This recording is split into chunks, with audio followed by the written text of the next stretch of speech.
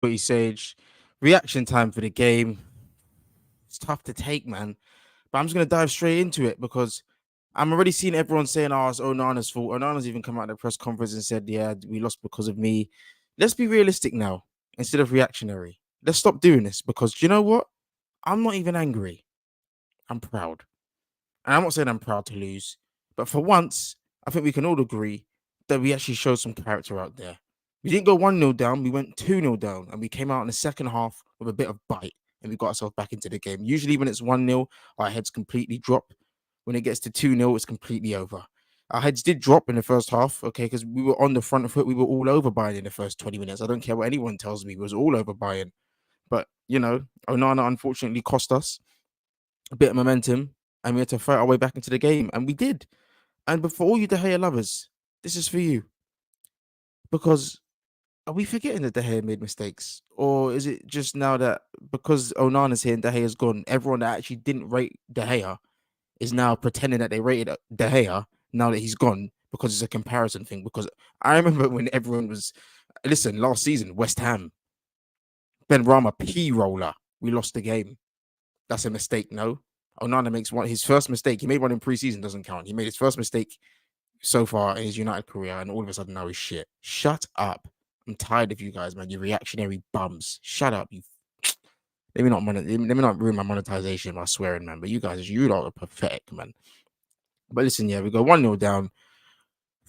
Ten Hag made a good point though. It was too easy for Sane to cut inside. It was way too easy. He cut inside. Very tame effort, fair enough. But listen, before that, in the first 4 minutes, guys, what do you think? Because I feel like we should have scored that. I was amazing defending by Alphonso Davies. He got a little foot to it. But what I do have to say is, with Alphonso Davies, he was there was a ricochet that went back to Ericsson. Ericsson should have done better on the rebound. He just wanted to get the shot on target. Palestri as well. You could argue could have had 2 goals in the first 20 minutes because when we went 2-0 down, 25 minutes, sorry, when we went 2-0 down, Reguilon, who we're going to get onto in a minute, put a great ball into the box. Palestri just missed it. But you see, Reguilon, it's only been 2 games. Let me not get excited. I'm not going to be that guy. So I'll sign him. He's the best left back we've ever had since XYZ. Everyone calm down and stop being reactionary. But 2 games in, I like what I see. Just for one reason. We just went back to basics. And when I say back to basics, there's nothing wrong with if it's not broken, don't fix it. Pep started doing the mad inverted thing. Everyone wants to do the inverted thing. If it's not broken, don't fix it. Reguilon, he was great. Just simple, overlapping, getting balls into the box. That's what Luke Shaw used to do with Rashford a while ago, before he got his new 4-year contract and then he stopped caring again. That's a conversation for another day. But there's a lot of quality goals in this game. Man, the second goal, Musiala. Why should I be angry at anything? Sometimes in football, right? This is the problem with fans, modern football fans. Sometimes you've got to put your hands up and just say that was a good goal. There's nothing wrong with it. We weren't rattled. We didn't let them run through us. Musiala just spliffed Dallo, who had a good game, by the way. He just made one mistake. It's not that deep. Anyway, guys, moving on. We've got to talk about Rasmus Højlund. Because you see Højlund, it's goal time. And when I say that, I'm not saying he was amazing on the field, but I'm saying, he took his opportunity and he got his goal. That's 1 in 2. First Champions League game in the United shirt as well. That's his first goal. He had 2 attempts on goal, one on target, one went in, and the only shot that was on target went in. So that'll be a nice confidence booster going into Burnley. Then Martial came on. Me and him, we broke up a long time ago, and it was a toxic relationship. He always used to come back from injuries. He's doing it again. He's my your toxic ex, the one that's just, she says, "Oh, I'm a Scorpio, allow me. It's not my fault." She blames everything on star signs, but she's just so dirty with the brain. Yeah, but she's a headache. That's Martial, because he's done it again. He's done it again. He's been missing for so long, I forgot about him. Comes out on smoke, silky, straight into the action. Yeah, pivotal in both of Casemiro's goals. Yeah, not both, sorry. The second one, the first one. But listen, he was silky on the field. But you know what's going to happen with Martial? I'm going to get gassed. He's probably going to get minutes against Burnley, get injured, and we won't even see him in the next Champions League game. That's just typical Martial. So I'm not going to let his hype get to me anymore. I've learned how to deal with him.